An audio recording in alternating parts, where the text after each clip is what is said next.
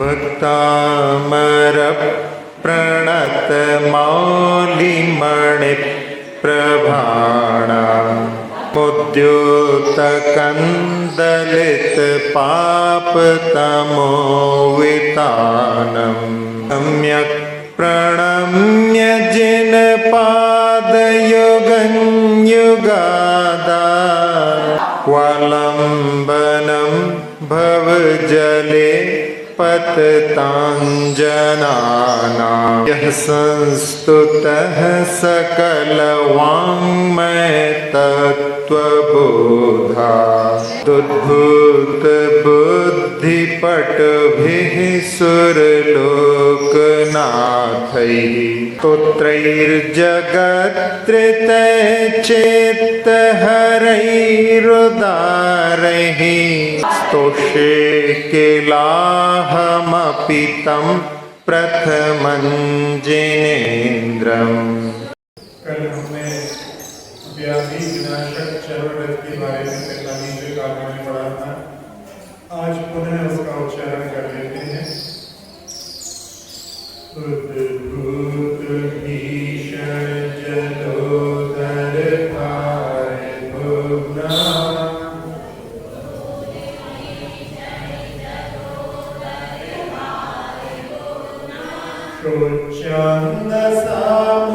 शोच्यान्दसामुपगताश्चित जीविताशा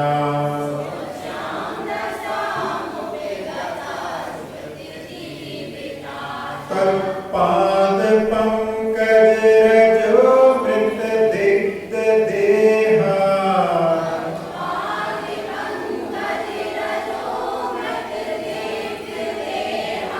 मर्त्या भवन्ति मकर भजतुल्यरूपा।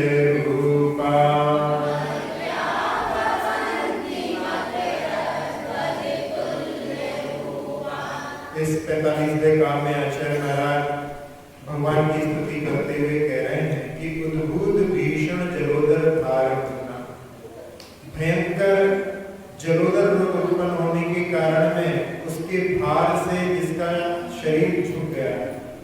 शोच्यम दशा, शोचनीय दशा, जैसे कि बचेगा नहीं ऐसी स्थिति को उपगता चित जीविता सा, जिसने स्वयं भी जीने की आशा छोड़ दी है, ऐसा मर्त्य यानी मनुष्य तदपाद पंकज रजोवृत दिग्ध देहा, आपके चरण कमल की धूलि रूपी अमृत से जिसका लिप्त शरीर है, मकरध्वज तुल्य रूपा भवन्ति, कामदेव के समान रूप वाला हो जाता है।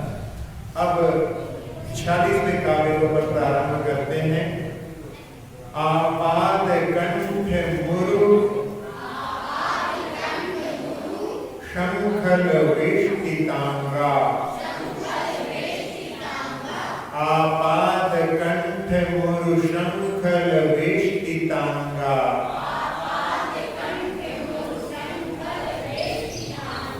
गाढ़ं बृहन् निगड कोटि। इसमें ढक्कन का ढा है, तो गाढ़ं, अपन गाढ़ं गाढ़ं पढ़ते हैं लेकिन रड़ा नहीं है, वहां पर ढा है ढक्कन वाला।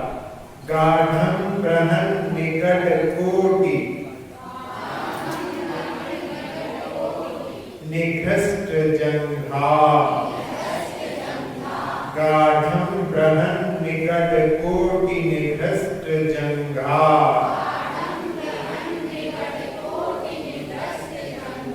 तन्नाम मंत्र मनिषं मनुजा स्मरन्तः, तन्नाम मंत्र मनिषं मनुजा स्मरन्तः,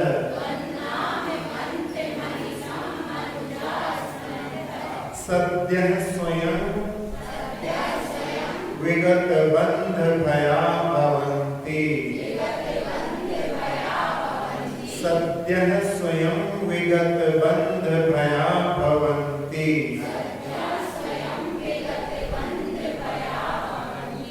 आपाद कंठ मुरु शंखल वेष्टितांगा,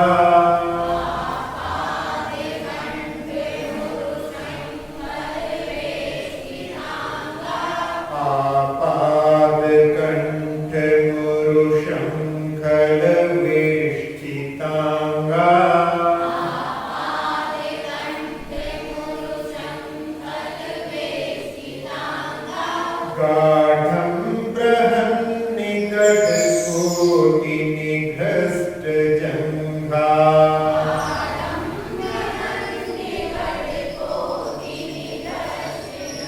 गाढं बृहन्निकटकोटिनिघष्टजङ्घा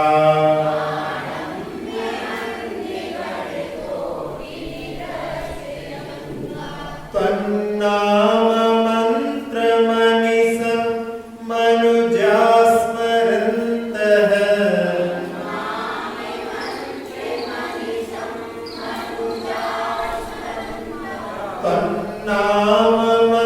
तन्नाममन्त्रमनिशं मनुजा स्मरन्तः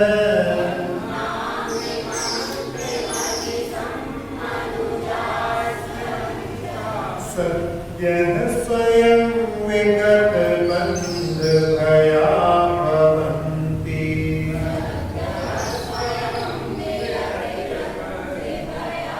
सद्यः स्वयं विगतबन्धभया भवन्ति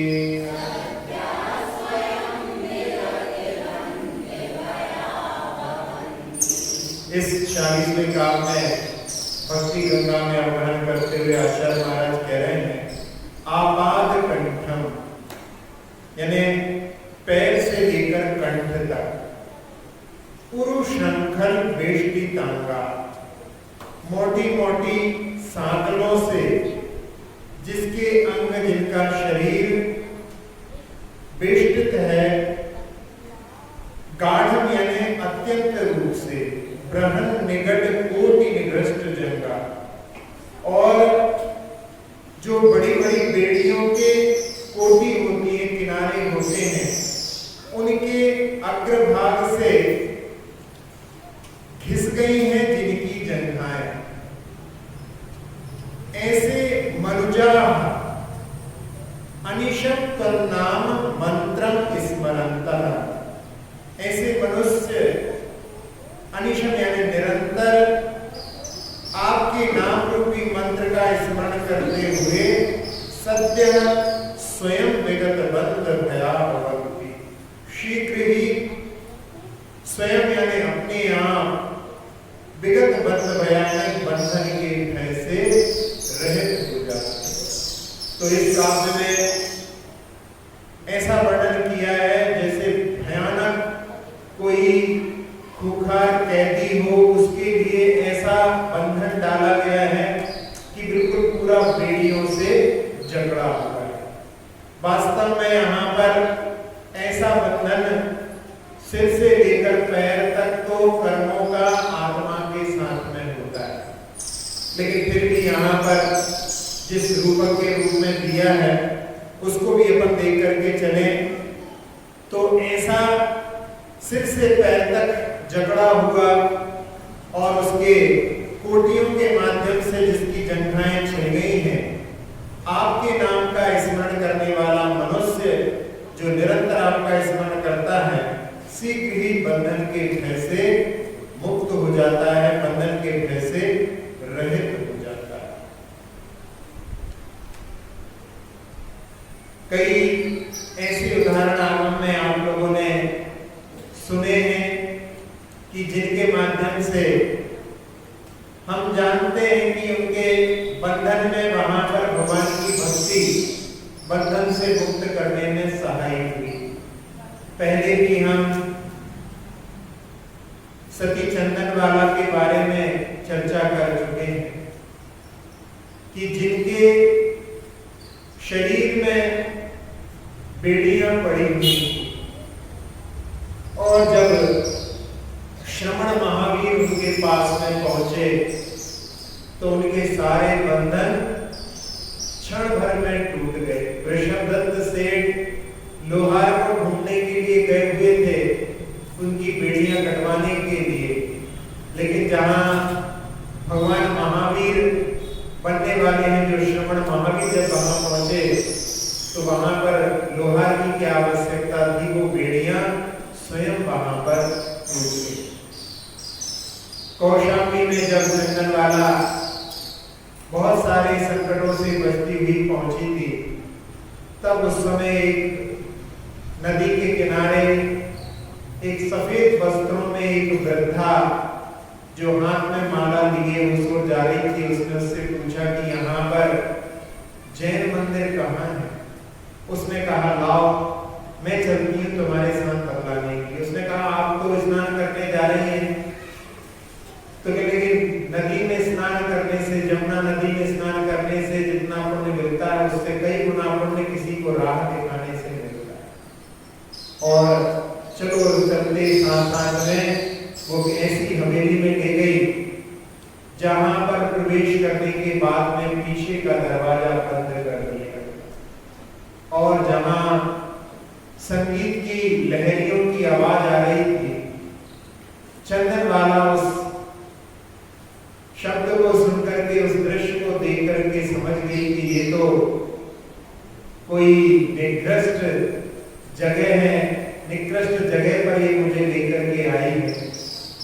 लेकिन जब तक वहां पर द्वार बंद हो चुके थे और वहां पर बहुत सारी और भी वहां पर सुंदरियां बंद थी और उनके लिए वहां पर बांध दिया गया। अगले दिन एक भयंकर खूंखार व्यक्ति उनको वहां से लेने के लिए आया और कहने लगा तुम बकरियों से कोई फायदा नहीं होता, खूब खिलाओ पिलाओ और कुछ काम में नहीं आती हो, चलो रूप की हाट में चलो। और एक ऐसी जगह पर जहां पर बड़े मंच पर ले जाकर के बोलियां लगाई जाती थी, वहां पर बोलियां लगाना प्रारंभ कर दिया। और उस समय वृषभदत्त सेठ वहां से अपनी बग्घी से निकलते रहते। उस दृश्य को देख करके, चंदन वाला को देख करके उनको उसके प्रति बेटी जैसा भाव मन में उत्पन्न हुआ और साथ ही साथ में उसके वस्त्रों को देख करके उन्होंने कि ये कोई राजसुता होना चाहिए, बहुमूल्य वस्त्रों को इसने धारण किया है। और उसने आकर के पूछा कि युवती किस देश की है। उस समय जो रूप जीवा वहां पर कहती है कि यहाँ पर नाम आदि के माध्यम से व्यापार नहीं होता, यहाँ तो आंखों के माध्यम से देख करके व्यापार होता है।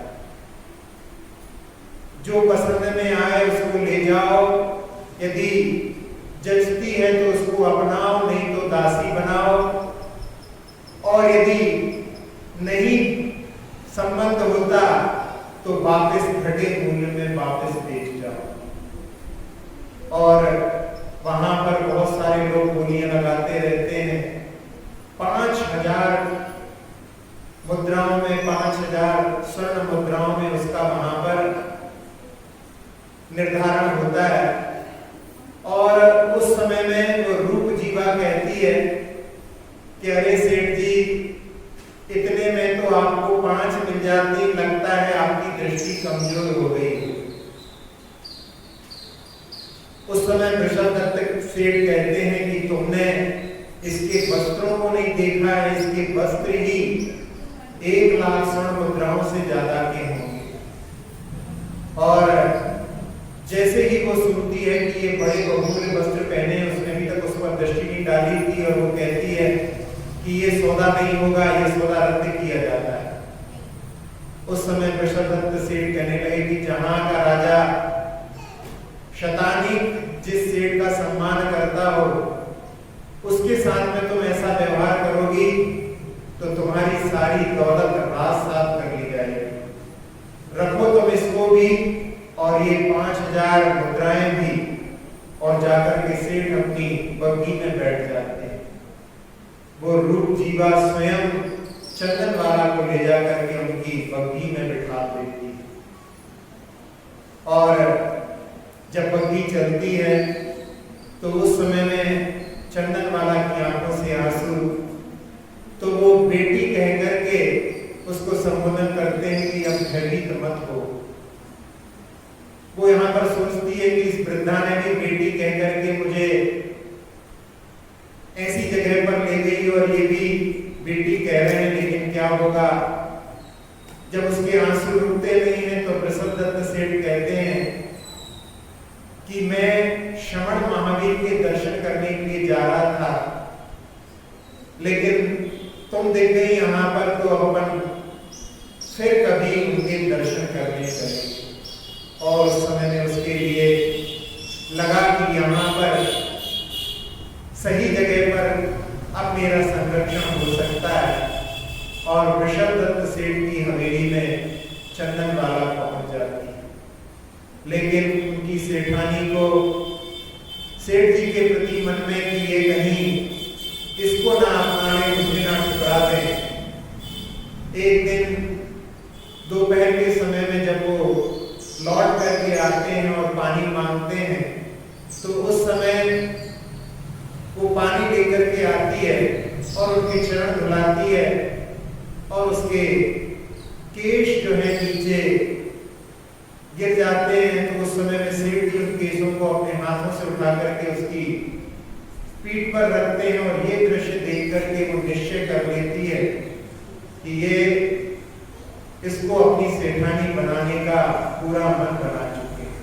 और उस समय उनकी सेठानी ने उनके लिए बंधन में डाला, और वही बंधन भगवान महावीर की एक ऐसी जो वृत्ति परिसंख्यान उन्होंने लिया था कि कोई बंधन में हो, ऐसी कन्या जो है आहार दान देगी तो हमारी वहां पर विधि पूर्ण होगी। तो वहां पर वो बंधन भी उसके लिए कल्याणकारी हो गया। तो ऐसा भगवान की भक्ति से, श्रवणों की भक्ति से उसके बंधन टूटे। ये कथानक अपन पहले भी एक बार देख चुके थे, पुनः इस काव्य के साथ में अपन ने इसको देख लिया। एक कथानक बीच में 2-3 बार आया, वो सुर सुंदरी राजसुता का था। उस कथानक में भी वहां पर जब एक दूसरा सेठ उनको समुद्र के अंदर बहते हुए देख करके अपने जहाज पर उठवा देता है, उस समय वो बेहोश रहती है, 2-3 दिन बेहोश रहती है। वहां पर वैद्य लोग उसका उपचार करते हैं, और जब उसकी आंखें खुलती हैं तो एकदम आंखें खोलने के बाद में मैं कहाँ हूँ, और वो उठने का प्रयास करती है। तो वहां पर जो परिचारिकाएं रहती हैं, जिनको अपन लोग नर्स बोलते हैं, ऐसी सेविकाएं वहां पर उनको कहती हैं कि अभी आपका स्वास्थ्य ठीक नहीं है, आप लेटे रहिए, आप सुरक्षित हैं, आपको हमारे सेठ जी ने समुद्र से बचा लिया है। और धीरे धीरे वो स्वस्थ होती है। और एक दिन सामायिक के समय में जब वो बैठने के लिए तैयार होती है, तो वो सेठ वहां पर आ जाते हैं और उनसे पूछते हैं कि ये क्या कर रहे हैं। तो वहां पर वो बतलाती है कि मैं प्रतिक्रमण सामायिक कर रही हूँ। तो सेठ कहते हैं ये कार्य तो वृद्धों के लिए शोभायमान होते हैं, इस अवस्था में तो राग रंग में अपने जीवन को लगाना चाहिए। और उस समय में पहले उसने कहा था कि आपने मुझे बचाया है, तो आपको धन्यवाद। तो उस समय में सुर सुंदरी कहती है कि लगता है मैंने आपको गलत धन्यवाद दे दिया, आपने मुझे बचाया नहीं है, आपकी दृष्टि कहीं और है। और उस समय में वो वहां पर प्रस्ताव रखता है। तब सुर सुंदरी कहती है कि कुछ दिनों पूर्व एक सेठ ने गलत दृष्टि डाली थी, वो रसातल में समा चुका है, अब तुम भी अपना प्रयास करके देख लो, और तुम्हें भी अपनी दुर्गति यदि प्यारी है तो ये कार्य कर लो। और उसकी आंखों के तेज को देख करके सेठ वहां पर समझ जाता है कि इस पर अपना वश नहीं चलेगा। और उस समय में वो निर्देश देता है जहाज चलाने वालों को कि इसको उस दिशा में ले चलो जहां पर बेच करके अपन अच्छा मूल्य अर्जित कर लेंगे। और उस देश में पहुंचते हैं जहां पर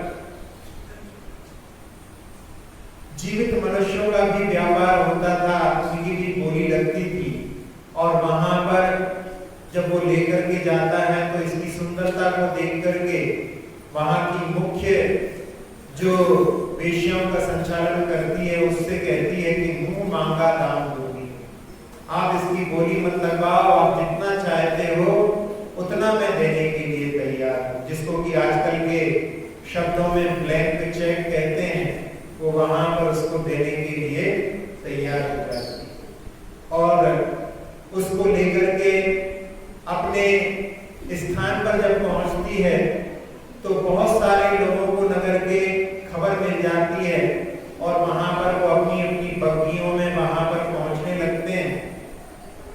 सुरसुंदरी उधर के दृश्य को देख करके समझ जाती है कि ये तो बहुत ही बड़ा संकट है और इनके सामने मिन्नत करने से जैसे कोई कसाई के सामने बकरा मिल आए तो कसाई कोई रहम नहीं करता, ऐसी ये भी कोई रहम करने वाली नहीं। फिर वो कहती है कि माँ मेरी तबीयत ठीक नहीं, अभी 4-5 दिन मेरे को स्वास्थ्य लाभ लेने दो, उसके बाद में आप जो कहेंगी मैं करने के लिए तैयार हूं। और उस समय में वो कहती है कि ठीक है अभी थोड़ा स्वास्थ्य लाभ ले लो और इस जगह का तो उसूल है कि खुश रहना और लोगों को खुश रखना। और वो जो लोग आते रहते हैं उन सबसे कहती है कि थोड़ा सब्र रखो, 5 दिन के बाद में मैं इसको बाजार में उतारूंगी, तब देखूंगी तुम लोग कितना दाम लगाते हो। और उस समय एक सुंदर वेश्या वहां पर आती है, उसकी सुंदरता को देख करके मन में सोचती है कि यदि यहाँ पर टिक गई तो फिर मेरा सारा जो मैंने यहाँ पर साम्राज्य जमाया है सारा का सारा छिन जाएगा। और उससे कहती है कि तुम हमें यहाँ से बेदखल करने आई हो। वो कहती है कि मैं यहाँ आई नहीं हूँ, मुझे लाया गया है और यहाँ की स्थिति तो ऐसी है कि यहाँ से निकाल करके कोई मुझे शेर के सामने भी डाल दे तो मैं उसका उपकार मानूंगी। वो वेश्या सोचती है कि ये इस कार्य के लिए तैयार नहीं है और ये यहाँ से निकलना चाहती है, तो कहती है कि मैं तुम्हें यहाँ से निकलवा सकती हूँ। और उस समय सुरसुंदरी सोचती है वैसे ईर्ष्या तो अहितकारी होती है लेकिन इसकी ईर्ष्या मेरे लिए सहायक हो सकती है। और उस समय वो कह करके जाती है कि रात में तुम तैयार रहना, एक व्यक्ति यहाँ पर आएगा और तुम्हें रस्सी के माध्यम से इस हवेली से उतार करके चौराहे पर वहां पर एक बग्घी खड़ी होगी, उसमें जाकर के बैठ जाना और सुबह तक तुम्हें नई दुनिया में पहुंचा दिया जाए। वो वहां पर कमरे में रात भर जब तक वो दरवाजा नहीं खटखटाता तब तक मन में कहीं ऐसा तो नहीं कि वो मुझे ना निकाले, कहीं ऐसा, ऐसे कई प्रकार के विचार उसके मन में, और नींद का तो सवाल नहीं था। और जब जैसे ही दरवाजा वहां पर खटखटाता है तो बिल्कुल एकदम तैयार होकर के और बाहर से बजाई तैयार हो, मैं यहाँ तैयार हूँ, और एक रस्सी के माध्यम से वो उस हवेली से उतरती, उसके हाथ पूरे छिल जाते हैं। लेकिन जिस समय लक्ष्य मुक्ति का रहता है तो ऐसी छोटी मोटी बातों पर लोग ध्यान नहीं देते और वो वहां से जाकर के उस बग्घी में बैठ जाती है। पूरी रात भर वो बग्घी चलती है और उसके आगे की घटना भी आप लोगों के लिए विदित है। तो यहाँ पर किस प्रकार से वो सुरसुंदरी उस बंधन से छूटी, ये भी अपन इस काव्य के साथ साथ में देख लेते हैं। अब इनके साथ साथ में अपन कुछ उदाहरणों को भी पहले देख चुके हैं। इस काव्य की जो गति चल रही है उसमें कई बार कुछ प्रसंगों के माध्यम से वो बार बार भी आ जाते हैं, लेकिन प्रासंगिक होने के कारण जीवन को पुनः ताजा कर ले तो अच्छा रहेगा। उसमें एक उदाहरण हमने आपको कभी वृंदावन का भी सुनाया था, जिन्होंने अपने ससुराल में जहां टकसाल चलती थी और एक अंग्रेज देखने के लिए आया हुआ था, और इन्होंने ससुराल में वहां पर रोग के कारण उस अंग्रेज को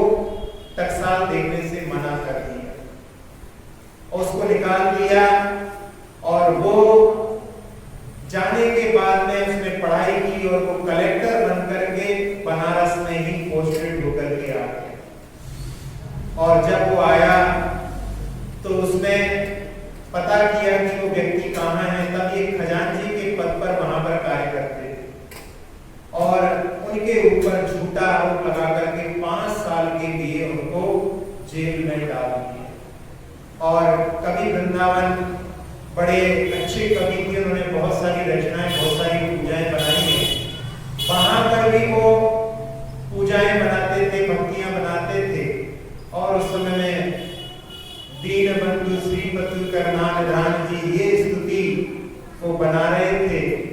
और वो कलेक्टर वहां पर देखने के लिए आया तो ये भक्ति में ऐसे तल्लीन थे कि गाते जाते थे और वहां पर लिखने वाला लिखता जाता था। ये कुछ काम उनको सौंपा गया था, उसको भी करते जा रहे थे। और उसी बीच में भक्ति में ऐसे लीन हो गई कि वो कलेक्टर वहां पर पूछता है खजांची बाबू, लेकिन ये इतने तल्लीन हो गए थे कि उसकी आवाज पर ध्यान नहीं गया।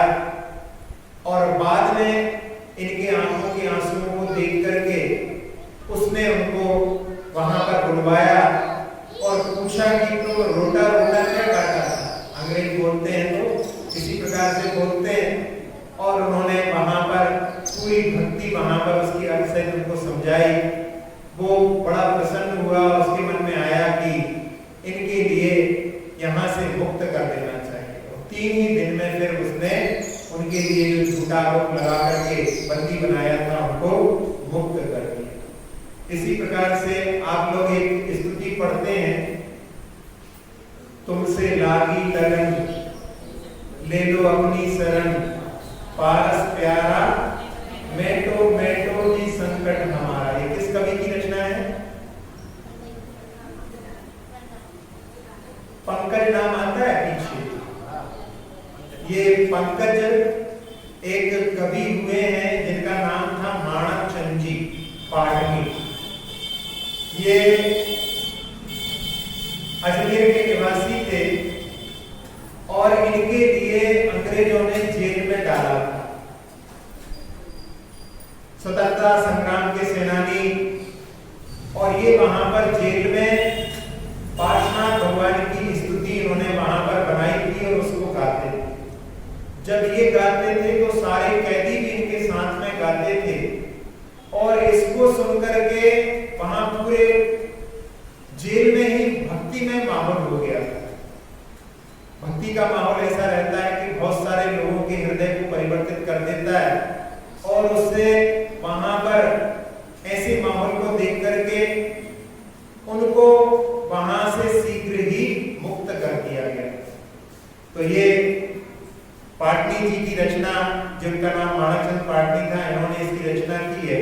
इनके 2 काव्य संग्रह प्रकाशित हुए थे, 1941 में और एक 1990 में। 1996 में इनकी मृत्यु हो गई। तो ये भी एक भगवान की भक्ति से इनके लिए मुक्ति मिली। ये काव्य भी अपन इसके साथ साथ में देख सकते हैं। अब कुछ उदाहरण अपन देखें जिनमें कि एक मध्य भारत के मुख्यमंत्री हुए हैं मिश्री लाल जी गंगवार और इन्हीं के साथ साथ में थे बाबूलाल पाटोदी इंदौर वाले।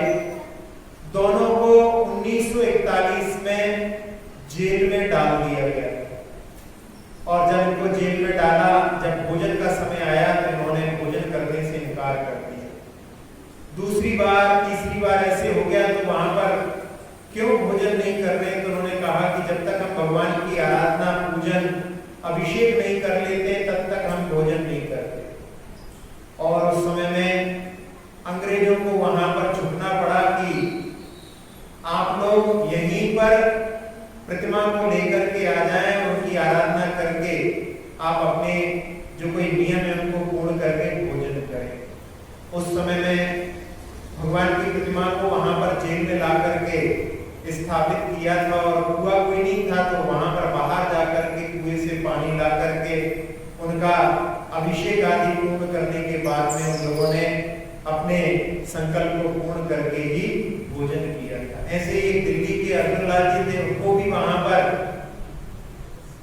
अंग्रेजों ने बंदी बनाया था और उस समय में भी उनका ऐसा ही संकल्प था और वहां भी कई उपवास के बाद में अंग्रेज सरकार को झुकना पड़ा था और उन्होंने भी उनके लिए भगवान की आराधना के लिए वहां पर कहा था।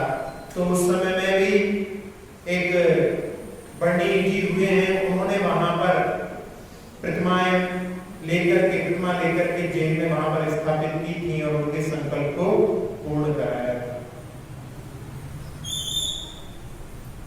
जब इमरजेंसी लगी थी, आप लोगों में बहुत सारे लोगों को तो मालूम ही नहीं होगा, 1977 में जिस समय में नीसा बहुत सारे लोगों को बंदी बनाया गया और एक जैन बंधु का भी नाम उसमें था और उनको जेल में डाल दिया गया। वो शुद्ध भोजन करते थे और उन्होंने सोचा कि अब यहाँ तो ऐसे संकट में अब भोजन की कोई व्यवस्था कहाँ से हो पाएगी, तो जब तक ये संकट है तब तक के लिए हमारा अन्न जल का त्याग। और रात में उनके लिए हिंदी का जो पाठ आदि पुरुष आदि जी जो हेमराज पांडे का जो 1652 में उन्होंने लिखा है, वो पाठ उनको याद था और उसमें 46वां जो काव्य है उस काव्य को वो बार बार रात भर जो है पाठ करते थे और प्रातः काल में वहां पर अनाउंसमेंट हो रहा था और उनका नाम वहां पर बोला जा रहा था। तो उनको लगा कि हमारा नाम क्यों पुकार रहे हैं और थोड़ी देर में उनके बैरक में वहां पर कि आपको बाहर बुलाया और जब वो बाहर पहुंचे तो वहां पर बताया कि आपको गलती से पकड़ करके हम यहाँ पर ले आए हैं और आपको अब यहाँ से बरी किया जाता है, आपको अब यहाँ से छोड़ा जा रहा है। तो ये उनकी भक्ति का एक प्रसंग अपन इसमें समझ सकते हैं कि वहां पर उनके इसके माध्यम से मुक्ति प्राप्त उनके लिए हुई। एक घटना एक रणपाल नाम के, जिस समय में अकबर जलालुद्दीन का राज्य था, उस समय अजय मेरू, अजमेर का नाम पहले अजय मेरू था और वहां के अधिष्ठाता थे रणपाल और ये जो था स्थान वो अजय था। अजय मेरू जो था उस पर किसी का वहां पर अधिकार नहीं हो पाया, लेकिन एक मीर के माध्यम से जिसमें धोखा देकर के उनको वहां पर बंदी बना लिया और रणपाल को उनके पुत्रों के साथ में बंदी बना करके वहां पर रखा गया था और उन्होंने उस समय में कि इस बंधन से मुक्ति के लिए तो उस समय उन्होंने ओम वृषभाय नमः इसके 10,000 जाप किए वहां पर और उसके प्रभाव से ऐसा हुआ कि किसी दिव्य शक्ति ने आकर के उनसे वहां पर कहा कि तुम मुक्त हो। तो उन्होंने कहा कि मेरे तो बेड़ियां चढ़ी हुई हैं। तो उन्होंने कहा कि आप खड़े तो होइए, बेड़ियां नहीं है। और वो खड़े हुए और उन्होंने कहा कि यहाँ पर मेरे पुत्र भी हैं, तो कहले उनको जाओ, तो उनके पास में पहुंचोगे तो उनकी बेड़ियां भी खुल जाएंगी और यहाँ से मैं बाहर कैसे निकलूंगा, आप बाहर निकलो तो सही, मेरे पहरेदार खड़े हुए हैं। कहले कोई पहरेदार आपको देख नहीं सकते। और वो वहां पर अपने पुत्रों को साथ में लेकर के उस बंधन से बिल्कुल ऐसे निकल करके चले गए जैसे कोई वहां पर ना तो द्वार है ना कोई पहरेदार है, कोई देखने वाला ही नहीं। ऐसे निकल करके वो सुरक्षित अपने स्थान पर वहां पर पहुंच गए थे। ये भी हम इस काव्य के उदाहरण के रूप में अपन देख सकते हैं। अब एक वैराग्य भावना का एक पंक्ति जो आप लोगों को सुनकर के थोड़ा सा ऐसा लगेगा कि महाराज ये तो हम सब लोगों के लिए ही, पहले भी बता चुके हैं कि कर्मों के बंधन तो प्रत्येक संसारी के लिए है। कोई भी संसार में कर्मों के बंधन से रहित नहीं है। उसमें जो वहां पंक्तियां आती हैं, मोह महारिपु पैर विचार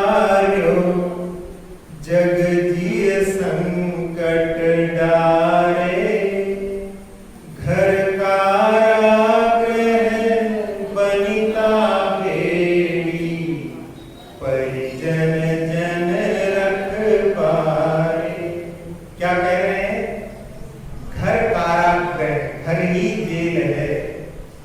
वनिता बेड़ी, यहाँ पर एक दूसरे के लिए समझना चाहिए। पति के लिए पत्नी और पत्नी के लिए पति। और परिजन जन रखवारे, वहां पर सारे घर के और जो रहते हैं मेंबर सब वहां पर रक्षक के रूप में रहते हैं। रक्षक नहीं, वहां पर जैसे जेल में जो रहते हैं प्रहरी के रूप में वहां पर पूरा परिवार रहता है। घर भी एक कारागृह के रूप में यहाँ पर लिखा गया है। एक खुली जेल भी होती है, सुना है कभी आपने? खुली जेल होती है, बता रहे हैं मुंगावली में है। उस खुली जेल में जहां डाकू लोगों को जिन्होंने आत्मसमर्पण कर दिया है उनको रखा जाता है। और उसमें क्या रहता है कि आप सुबह 8 से लेकर के शाम को 8 बजे तक कहीं भी घूम सकते हैं फ्री, और रात में 8 बजे आपको वहां पर लौट करके आना पड़ेगा। ये वहां की शर्त होती है। तो आप अपने घरों में जो इसको कारागृह कहा है, वहां पर भी क्या होता है, घर से बहुत सारे लोग सुबह से निकल जाते हैं और यदि विलंब हो रहा हो तो फोन करना पड़ता है कि हम कहीं पर फंस गए, अभी आते हैं। हम अभी अपने अपने बैरक में लौट करके आते हैं। लेकिन ऐसा लगता है कि महाराज जी कहाँ ये जेल है? जेल तो जो है हमें मंदिर लगता है। जैसे ही यहाँ पर जिनवाणी स्तुति, जैसे बच्चों की यहाँ पर स्कूल की घंटी बजती है भागते हैं, ऐसे ही यहाँ पर जिनवाणी स्तुति होती। कई लोग तो जिनवाणी स्तुति के पहले ही खिसक लेते अपने लिए। मंदिर जो है जेल जैसा लगता है, घर जो है कभी जेल जैसा नहीं लगता। लेकिन यहाँ पर मोह के कारण में ऐसी परिणति होती है कि हम उसको कारागृह के रूप में नहीं देख पाते। कई बार ऐसी स्थितियां बनती हैं, जैसे वहां पर बैंक में जो जेल में भी वहां पर फरमान जारी होता है कि ऐसा ऐसा काम करना है। ऐसे ही घर में भी, क्यों 10 बज गए दुकान नहीं खोलना है क्या? ऐसे घर में भी फरमान जारी होते, लेकिन व्यक्ति वहां पर मोह के कारण में उनको जेल जैसा ना समझ करके वो अपनापन के माध्यम से ही वहां पर बंधा रहता है। लेकिन जो संसार है वो भी एक जेल की तरह है, क्योंकि यहाँ से आत्मा इसी अन्य रूप रख करके परिभ्रमण कर रही है। वो कभी भी अपने शाश्वत स्थान को प्राप्त नहीं कर पाई है। ऐसी दृष्टि से यदि हम देखें तो हम कर्मों के बंधन में बंधे हुए हैं और उससे मुक्ति का मार्ग हमें भगवान की वाणी के माध्यम से प्राप्त होता है। आचार्य कुंद महाराज ने भी लिखा है, रत्तो बंदरि कम्मम मुंचन जीवो विराग संपन्नो ऐसो जड़ोपदेशो तम्मा कम्मे सुमारज। कि जो राग में पड़ा हुआ है वो बंधा हुआ है, और कोई बंधन नहीं है, राग का ही बंधन है। और जो राग से ऊपर हो जाता है वही वहां पर बंधन से दूर हो जाता है। ऐसो जड़ोपदेशो, ये जिनेन्द्र भगवान का उपदेश है। इसीलिए किसी भी पदार्थ में राग मत करो, राग से ऊपर होकर के ही, क्योंकि ऐसे लोग मिल जाएंगे जिनको किसी से द्वेष नहीं है, लेकिन अपने शरीर से राग, अपने परिवार से राग, ऐसा राग जो है घर से राग छूटता नहीं है। तो वो राग जो है जिसमें जीत लिया है उसने वहां पर द्वेष को पहले ही जीत लिया, इसीलिए भगवान के लिए वीतराग कहा जाता है।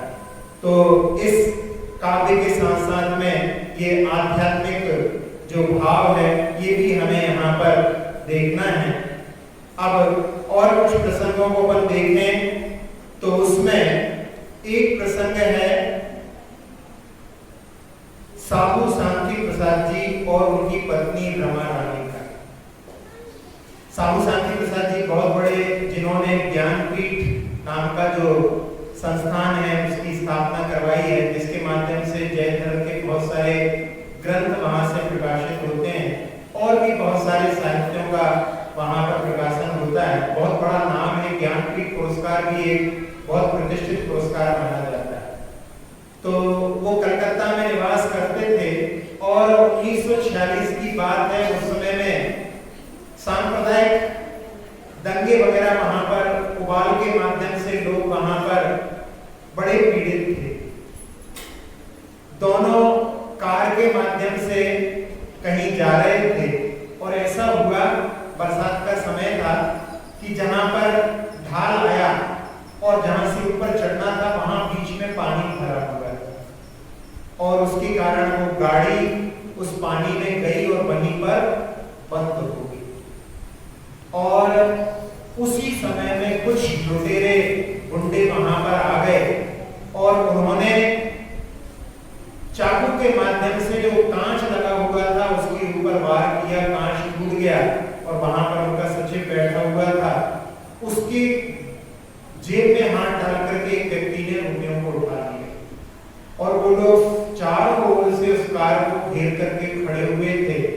रमा रानी जो मूलतः जैन नहीं थी, वैष्णव धर्म से उनका विवाह इनके यहाँ हुआ था, लेकिन उन्होंने जैन धर्म को इतनी श्रद्धा से स्वीकार किया था और उस समय में उन्होंने भगवान की भक्ति के माध्यम से कि भगवान अन्यथा शरणं नास्ति त्वमेव शरणं मम तस्मात् कारुण्य भावेन रक्ष रक्ष जनेश्वर, ऐसे भावों से वहां पर बड़े ही हृदय से वहां पर आराधना की। और उसी समय में एक अचरज जैसा वहां पर घटित हुआ कि वहां पर एक मिलिट्री की गाड़ी आई और वो मिलिट्री की गाड़ी जो थी वो वहां पर उसने देखा कि लोग इकट्ठे खड़े हैं, उसने परिस्थिति को भांप लिया और वो गाड़ी को बिल्कुल पास में ले आया और उसके माध्यम से उसने अपना वहां पर प्रेशर दे करके और उनको उस जल से बाहर निकाला।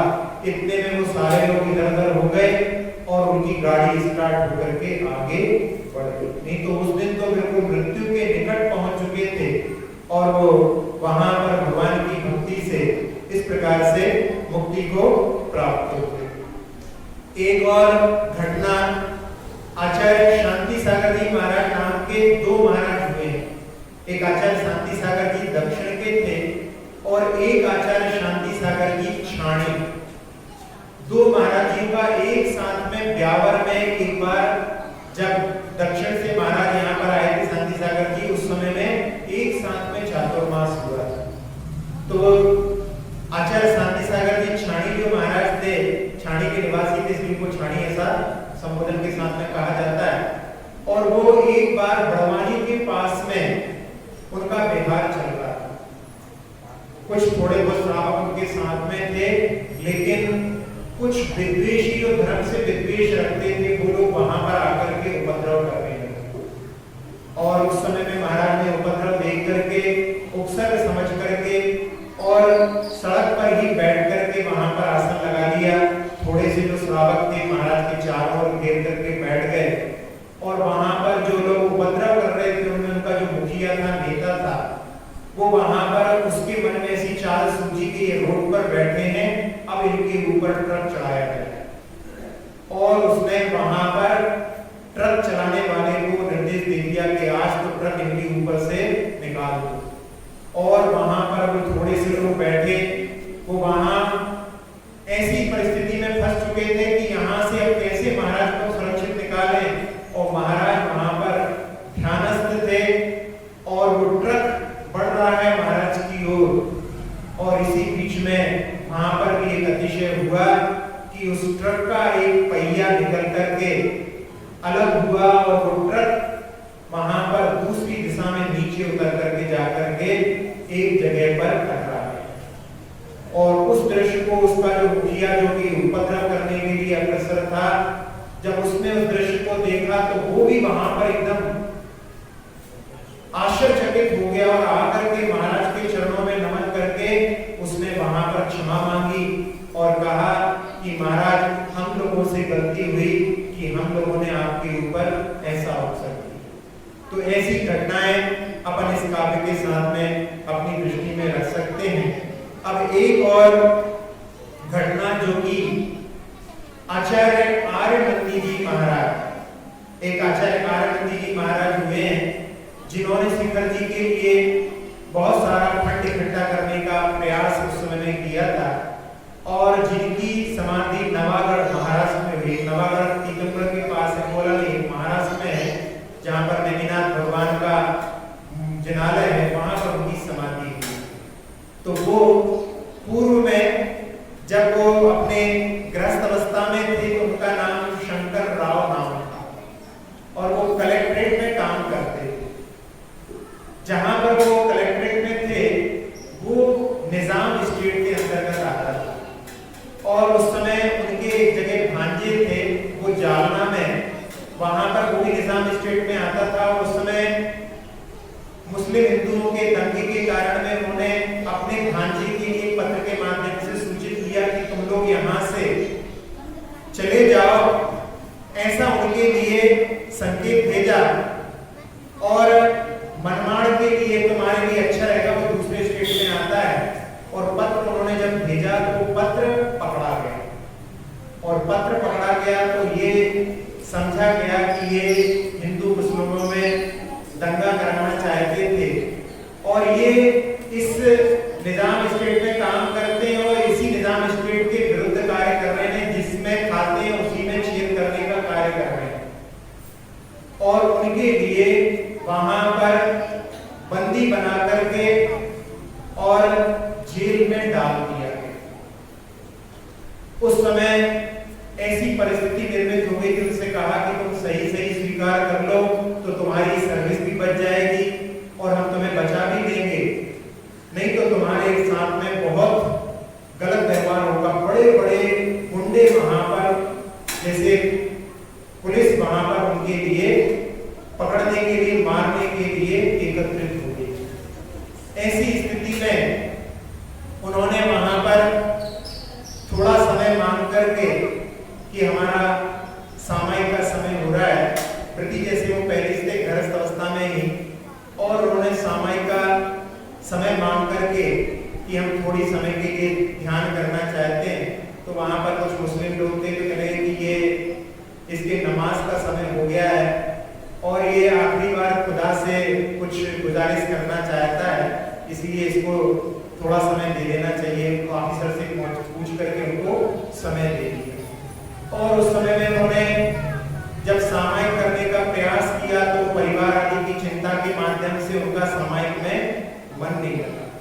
फिर उसके बाद में उन्होंने कहा था कि एक ही बार में तुम्हारे पूरे अस्थि पंजर ढील हो जाएंगे, वो शरीर से दुर्बल थे तो एक ही पंजे में तुम्हारा सारा शरीर जो है बिल्कुल हिल जाएगा। ऐसे जब उन्होंने वहां पर वाक्य कहे थे तो उस समय में उन्होंने कि शरीर तो वैसे ही नासवान है, तो ये मार भी देंगे तो इसमें कोई बड़ी बात नहीं है, वो तो स्वयं ही मरने वाला है, नश्वर होने नसने वाला है। ऐसे भाव से उन्होंने अपने आप को आत्मा की ओर दृष्टि डाली और परिवार के संबंधों के भी बारे में भी विचार करके कि परिवार का संबंध भी हर भाव में बनता जाता है, छूटता जाता है, ऐसे भावों से अपने मन को संभाल करके और उन्होंने उस समय में अनुप्रेक्षाओं का चिंतन करके, अशरण भावना का चिंतन करके और भक्तामर के इस काव्य का चिंतन प्रारंभ किया और उनकी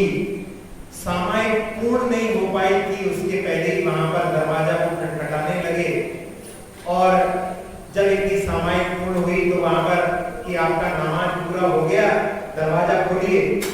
तो इन्होंने दरवाजा खोला और वहां पर वो व्यक्ति कहने लगा कि आप कोई तंत्र मंत्र जानते हैं या तांत्रिक विद्या कुछ जानते हैं, आपने ऐसा क्या मंत्र यहाँ पर पढ़ा कि ऊपर के ऑफिसर से डीएसपी ने आपके लिए बुलवाया है और आपके लिए छोड़ने के आदेश आ चुके हैं। और जब वो वहां पर पहुंचे तो रात को 12 बजे उनको सुरक्षित उनके गृह स्थान पर छुड़वा दिया गया था। तो इस प्रकार से इन उदाहरणों के माध्यम से इस काव्य में जो बात कही है उसी के साथ साथ में आध्यात्मिक दृष्टि से जो बात कही है कि संसार में सारे प्राणी कर्मों के द्वारा ऊपर केवल यहाँ पर तो कहा है कि पैर से लेकर कंठ तक, लेकिन कर्मों का बंधन तो आत्मा के एक एक प्रदेश पर होता है और उसमें भी अनंतानंत परमाणु प्रत्येक प्रदेश पर बंधे होते हैं।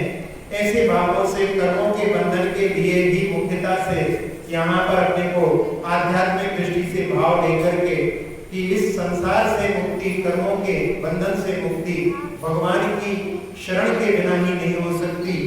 और इसमें जो कहा गया है कि बंधन से मुक्ति के लिए भगवान का बंधन आवश्यक है, और इसमें बतलाया गया है कि तो नाम मंत्र स्मरणतः, आपके नाम का स्मरण, नाम रूपी मंत्र का स्मरण करने से बंधन का भय भी भय से रहित हो जाता है, यानी बंधन के भय से भी कोई भय नहीं रहता है।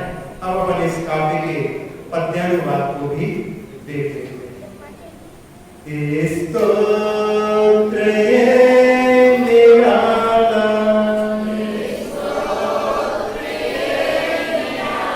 सब दुख को हरने वाला,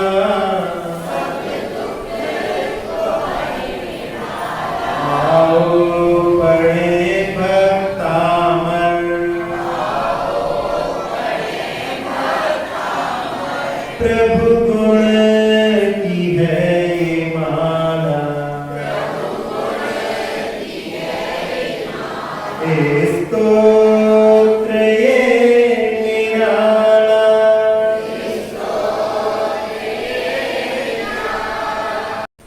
आकंठ पद ये सारा,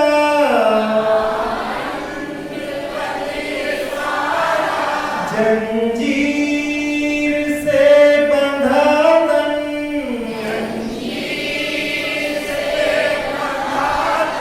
घुटने वजंघा छिलते,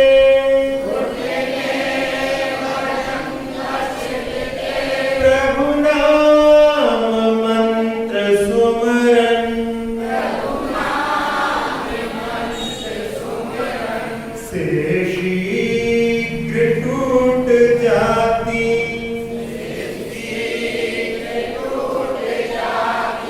भय बंधनों की कारा, आओ पढ़े भक्तामर, प्रभु गुण की है ये माला,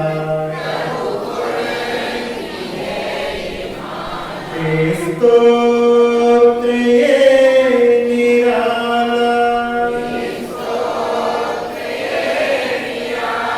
अक्षर पद मात्रा से दूषित वचन अगर ममहीन रहे, और प्रमाद कषाय के वश में सम्यक अर्थ विलीन किए, जिन वाणी माता मेरी उन सब त्रुटियों को क्षमा करें, दें आशीष शीघ्र हम सबको केवल लब्धि रमा मिले, प्राप्त हमें हो बोधि समाधि परिणामों की शुद्धि हो, निज आत्म उपलब्ध हमें हो, शाश्वत सुख की सिद्धि हो, चिंतित वस्तु दात्री माता चिंतामणि उपमा